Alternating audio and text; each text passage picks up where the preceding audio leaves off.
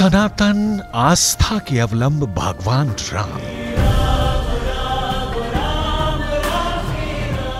राम की प्राण प्रिय नगरी अयोध्या। अयोध्या में श्री राम की जन्मभूमि,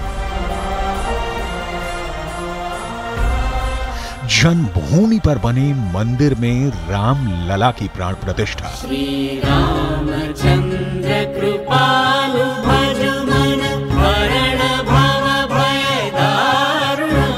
श्री रामचंद्र प्राण प्रतिष्ठा का उल्लास, आह्लाद और गौरव से भरा क्षण। कोटि कोटि राम भक्तों की भावनाओं का प्रतिबिंब है ये राम मंदिर।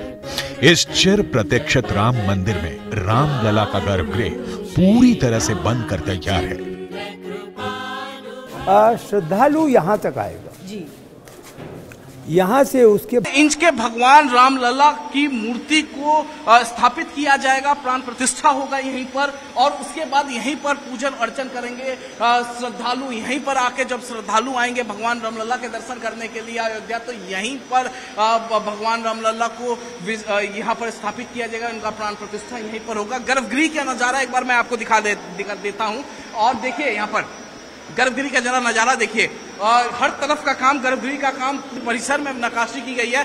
ठीक वैसी ही नक्काशी जो है भव्य गर्भगृह में भी किया गया है। रामलला की नई दिव्य मूर्ति का स्वरूप कैसा है? राम भक्तों के निर्मल मन के दर्पण में जिस राम का दर्शन मिलने वाला है। गर्भगृह में स्थापित होने वाली नई मूर्ति के पट अभी खुले नहीं हैं, लेकिन उससे जुड़ी जानकारी बाहर आ गई है। वो मूर्ति 51 इंच ऊंची है।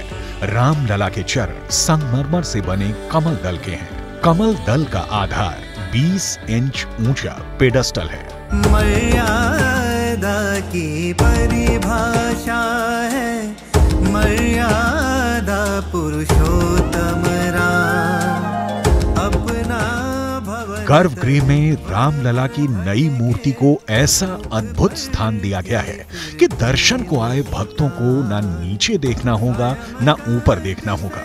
एकदम आंखों की सीध में श्री राम विराजमान अपने दिव्य दर्शन देंगे।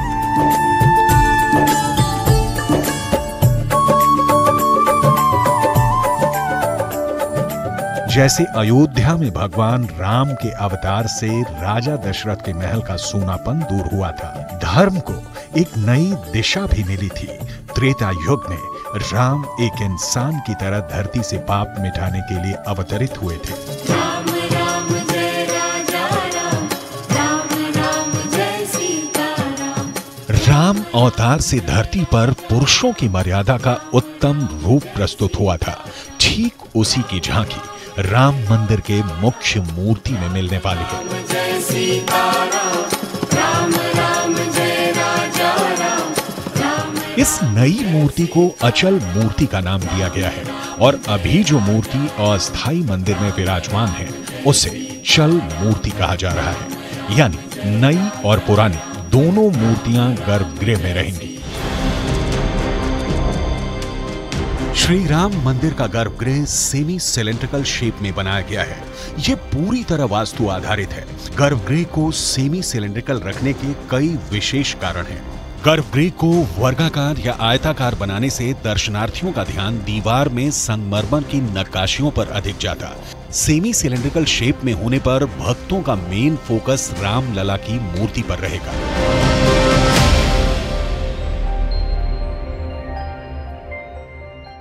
विचार तो काफी हुआ कि स्क्वायर हो, ऑक्टागोनल हो। अंत में श्रद्धालु को ध्यान में रखा गया जी। एक और एक तरीके से दो चैलेंजेस और थे। एक चैलेंज तो यह था कि वास्तु और नागर शैली में यह कहा जाता था कि ये जो पाठ है जो खुलेगा भगवान के दर्शन के लिए, यहाँ पर सोने के दो द्वार लगेंगे, तो इसकी इतनी भी चौड़ाई वो बहुत समझते थे। अच्छा। हाँ, आप अगर ध्यान करें तो अधिकांश मंदिरों में जो छोटा गर्भगृह छोटा होता है, जी जी जी। तो उनको इस पर आपत्ति थी कि ये आप बहुत लंबा कर रहे हैं, संभवतः 12 फीट है। और उसके बाद एक दूसरा चैलेंज था कि इसको हम इस प्रकार से सपोर्ट दें कि स्टोन के वेट को ये सस्टेन कर सके, जी जी बिल्कुल। जो कि CBRI को देखना था, सेंट्रल बिल्डिंग रिसर्च इंस्टीट्यूट को। तो उन्होंने देखने के बाद यह अपनी स्वीकृति दी कि आप इतना कर सकते हैं, इससे ज़्यादा करेंगे तो प्रॉब्लम होगी सस्टेनेबिलिटी की। तो यहाँ पर ये कठिनाई थी।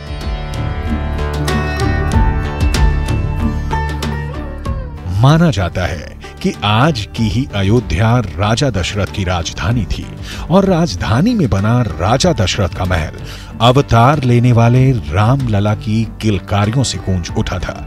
जिस रामलला के बाल रूप की आभा से राजा दशरथ के सोने महल में रौनक छा गई, उसे मूर्त रूप देना किसी चुनौती से कम नहीं था। मंदिर में अचल मूर्ति तो एक ही लगेगी, लेकिन 3 मूर्तियों को तैयार किया है। महीनों से अलग अलग स्थानों पर मूर्तिकारों की 3 टीम रामलला की मूर्ति को तराशने में लगी रही। 3 टीमें रात दिन अपनी मूर्ति में उस लोचन अभिरामा, तनु घनश्यामा, श्री राम की छवि को उकेरने में लगी रही। उनमें से एक मूर्तिकार हमारे साथ हैं, अरुण योगीराज, जो 3 मूर्तियों में से एक मूर्ति तैयार कर रहे हैं। ये इनके लिए किसी परीक्षा जैसा है कि 3 मूर्तियां तैयार हो रही हैं, आपकी बेस्ट होगी तो ही आपकी लगेगी। अरुण, मैं ठीक कह रही हूँ? किसी परीक्षा जैसा ही है? Yes, it is like an exam. Every project ऐसे ही काम करते हैं। हाँ। पहला आर्टिस्टों का सिलेक्शन करता है, पहला मॉडल, बाद में मॉडल देना पड़ता है, बाद में बेस्ट सेलेक्ट करना चाहते हैं। तो that is a normal process in national projects. अच्छा, मैं ज्यादा कुछ तो नहीं पूछूंगी, लेकिन ये जानना चाहूंगी कि क्या बारीकियां रखते हैं या क्या बारीकियां दिमाग में चल रही हैं। जैसे आप कह रहे हैं कि 6 महीने हो गए आपको काम करते करते? हाँ, 6 महीने हो गए। 6 महीने हो गए हैं। क्या बारीकियां दिमाग में रख रहे हैं कि आंख ऐसी होनी चाहिए, नाक ऐसी होनी चाहिए, धनुष इस तरीके का, और आप बाल स्वरूप तैयार कर रहे हैं? ये बहुत चैलेंजिंग टास्क है, क्योंकि हम राम का मूर्ति बहुत देखा है, मगर बाल रूप में कहीं नहीं देखा है हमने। This is very challenging. हमने बाल रूप में राम को तैयार करना है। एंड हम लोग 6 महीने से ढूंढ रहे हैं पत्थर के अंदर राम लल्ला को। हमको इधर दिया गया है 5 साल का मूर्ति बनाने के लिए। For that again we have to know what is 5 साल का बच्चों का क्या क्या फीचर्स है, हमको जानकारी लेना है। क्योंकि बच्चों का फीचर्स 1 साल में अलग रहता है, 2 साल में अलग, एंड 5 साल में अलग। कौन से साल वाले राम बना रहे हैं? हमको दिया गया था 5 साल का राम बनाने के लिए। एंड साथ में वो बाल भी रहना है और राम जैसा भी दिखना है, गंभीरता भी रहे और चंचलता भी रहे। Yes yes, and that is a very challenging task here. साथ में हम लोग कोशिश किया है तीनों मूर्तिकारों ने बेस्ट देने का, और हम 6 महीने से किसी का मूर्ति नहीं देखा है हम दूसरे का, क्योंकि वर्सेटाइल और अलग, we don't want to copy anyone. अब हमारे साथ में दूसरे कारीगर भी हैं, मूर्तिकार भी हैं, भट्ट साहब, वो भी मूर्ति बना रहे हैं। लेकिन मैंने इनको देखा तो जैसे यहाँ एक बच्चा दिखाई दिया, उससे प्रेम इनको दिखाई दे रहा है। तो मैंने पूछा कि ऐसा इतना क्यों? तो उनका लॉजिक आप सुनिए जरा। बच्चा देखा, बच्चे के हाथ पांव देखे, हम तो बच्चे से मिलते हैं, हाय हेलो करते चले जाते हैं, लेकिन आप हाथ पांव वगैरह दिख रहे हैं, क्यों? नहीं, हमको एक इतना बड़ा मौका मिला है कि रामलला करने का। हाँ। अयोध्या में वो उसको करने में हम लोग ट्रेडिशनली नॉलेजेबल है। हाँ। 20, 25, 30, 35 साल तक वो स्टडी किए हैं, परंतु ये रामलला को करने में हम कुछ वो ट्रेडिशन, हाँ, बच्चे तो का चेहरा। इसके हाथ देख रहे थे, इसके हाथ देख के आप क्या देख रहे थे? अरे बड़ों के हाथ से बच्चे का हाथ बहुत सॉफ्ट, नरम और ज्यादा ममकार और प्रिय इसको देख सकते हैं। इसका मॉडल देखिए। हाँ। ये शिल्प कला की जैसा इसका हाथ वगैरह है ना। इसीलिए हम लोग क्या करते हैं, इसका भी कुछ इंट्रोडक्शन करने का, क्योंकि वो लल्ला है। अच्छा। राम लल्ला है ना। जैसे इसकी नाक छोटी सी और एकदम जो मासूमियत दिखाई दे रही है वो दिखाई देनी चाहिए। ये मॉडलिंग ऐसा है। देखिए इसका ये मॉडलिंग हंसी में कैसा लगता है, वो नेचुरली रहेगा तो कैसा लगता है, थोड़ा सा मुस्कुराना है, वो प्रसन्नता कैसे दिखाना चाहिए।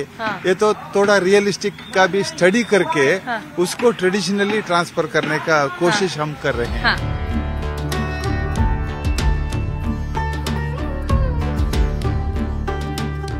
जो आर्ट वर्क बना कि भगवान कैसे दिखेंगे, जो उनको विवरण दिया गया कि किस प्रकार किस उम्र की उनकी मूर्ति होनी चाहिए, किस प्रकार की किस ऊंचाई की लंबाई की होनी चाहिए, समचरण होना चाहिए मतलब एक ही लेवल पे हो, फिर अजान बाहु होना चाहिए मतलब उनके हाथ जो हैं वो लंबे हैं till going to the knee. So all those descriptions which are there in the Ramayana of Maharshi Valmiki and later Tulsidas ji, all that was picked up to describe. But then we could not have depended on one sculptor. प्रधानमंत्री नरेंद्र मोदी की मौजूदगी में 22 जनवरी 2024 पौष शुक्ल पक्ष द्वादशी तिथि को शुभ अभिजीत मुहूर्त में प्राण प्रतिष्ठा के बाद भगवान राम लला की वो अचल मूर्ति सदियों सदियों तक राम भक्तों के आस्था के केंद्र में बने रहेंगे. गर्भगृह में रामलला की नई मूर्ति के ठीक सामने एक स्वर्ण जड़ित सिंहासन होगा. सोने के उसी सिंहासन पर रामलला विराजमान की चल मूर्ति रहेगी. भरत, लक्ष्मण और शत्रुघ्न की मूर्तियां भी वहीं रहेंगी. के साथ ये मूर्तियां भी चिरकाल तक गर्भगृह में विराजमान रहेंगी. अब सवाल है कि मूर्ति होने से भक्तों को रामलला विराजमान के दर्शन में दिक्कत होती है. गर्भगृह के सामने आने पर भी भक्त यही नहीं, राम मंदिर जिस जमीन पर बन रहा है उसके मालिक रामलला विराजमान ही है. इसीलिए वो तो मंदिर में स्थापित होंगे ही, सिर्फ स्थापित नहीं होंगे बल्कि राम नवमी जैसे विशेष अवसरों पर गर्भगृह से बाहर आकर भी भक्तों को दर्शन देंगे.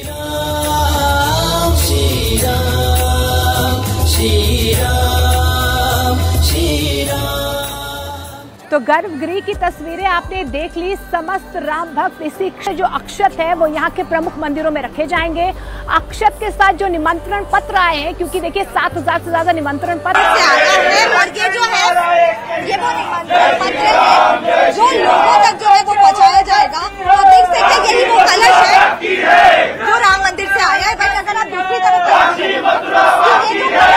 अक्षत है उसे जो है वो यहाँ पर 110 कलशों में जो है वो यहाँ पर भरा गया है. जिसके बाद यहाँ पर जो है वो कलश यात्रा जो है वो निकाला जाएगा. जिसके बाद आप ये जो सारे कलश जो है वो देख सकते हैं. तो यहाँ पर 110 जो कलश है वो यहाँ पर रखे हुए हैं और इन सारे कलश में जो है राम मंदिर से आया हुआ अक्षत जो है उसे डाल दिया गया है. जिसके बाद यहाँ से हनुमान मंदिर से ये जो कलश यात्रा है वो साफ तौर पर आगे की तरफ बढ़ेगी. जिसके बाद दूसरे मंदिर पर जो ये सारे कलश को स्थापित किया जाएगा और 1 जनवरी से लेकर 15 जनवरी के बीच में इस कलश में जो अक्षत भरा हुआ है उसे लोगों को घर घर जाकर जो है वो दिया जाएगा. और ये जो निमंत्रण देख रहे हैं आप, ये जो निमंत्रण देख रहे हैं, निमंत्रण के साथ वो अक्षत को डाला जाएगा और घर घर जाकर लोगों को राम मंदिर के उद्घाटन में शामिल होने के लिए कहा जाएगा. तो आप देख सकते हैं यहाँ पर तमाम लोग हैं जो इस पूरी कलश यात्रा में जो है वो शामिल होंगे. लगातार जय जय श्री राम के नारे जो लगाए जा रहे हैं. वही हमारे साथ श्रीराज जी है. तो आपसे जो है वो आपसे देख पा रहे हैं और राम भक्तों में जो उत्साह है वो भी नजर आ रहा है. ये अक्षत किन किन प्रमुख मंदिरों में रखे जाएंगे? देखिए, तो हमारे साथ जो कंसर्न पर्सन है वो यहाँ पर मौजूद है. हम ये जानना चाहेंगे ये जो 110 कलश यहाँ पर आप लोगों ने रखे हैं इन्हें किन किन मंदिर तक पहुँचाया जाएगा? इसका सिलसिला जो कलश यात्रा का सिलसिला है वो आगे कैसे बढ़ेगा? देखिए, घाटकोपर जिला जो है इसमें 110 बस्तियाँ चिन्हित किया है हमने और हर बस्ती में एक मंदिर को हमने लक्ष्य में रखा गया. वहाँ पे अलग अलग समाज के मंदिर है, चाहे वो जैन मंदिर है, गुरुद्वारे हैं, भगवान वाल्मीकि जी का मंदिर है, संत रोहिदास जी का कुछ केंद्र है.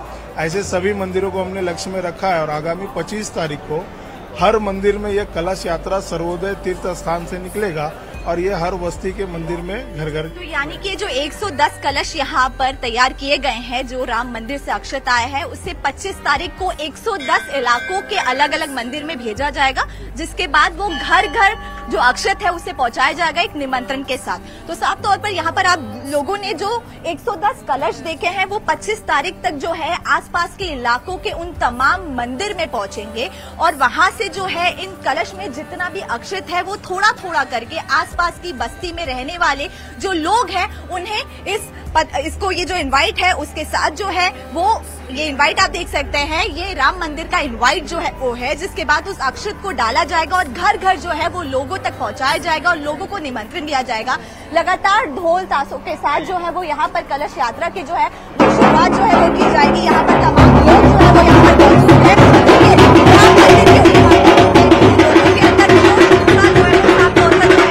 देखा जा रहा है यहाँ पर कलश जो है वो पूरी तरीके से तैयार है। ये राम मंदिर से आया हुआ कलश है, वो यहाँ पर आपको साफ तौर पर दिख सकता है। और इस कलश में जितना भी अक्षत था उसे 110 अलग अलग कलश में जो है वो डाल दिया गया है, जिसके बाद यहाँ से ये जो कलश यात्रा है वो आगे की तरफ सर्वोदय मंदिर तक जाएगी, जहाँ पर इन सारे कलश में जो अक्षत है यानी कि 110 कलश को जो है वो स्थापित किया जाएगा। वहाँ पर आरती जो है वो भव्य आरती जो है इन तमाम भक्तों द्वारा जो है वो की जाएगी, जिसके बाद 25 तारीख तक ये जो कलश है वो वही सर्वोदय मंदिर में जो है वो रहेगा। जिसके बाद 25 तारीख के बाद 110 कलश यात्रा जो है उसे निकाला जाएगा। और आज बिल्कुल देखिए निमंत्रण अब जा चुके हैं, बस उसी शुभ घड़ी का इंतजार किया जा रहा है। यानी कि 22 जनवरी जब प्राण प्रतिष्ठा होगी, तमाम जो अतिथि हैं उनको आमंत्रण जा चुका है। भव्य तैयारी राम मंदिर की हो चुकी है। आप और हम जल्दी रामलला के दर्शन करने वाले हैं।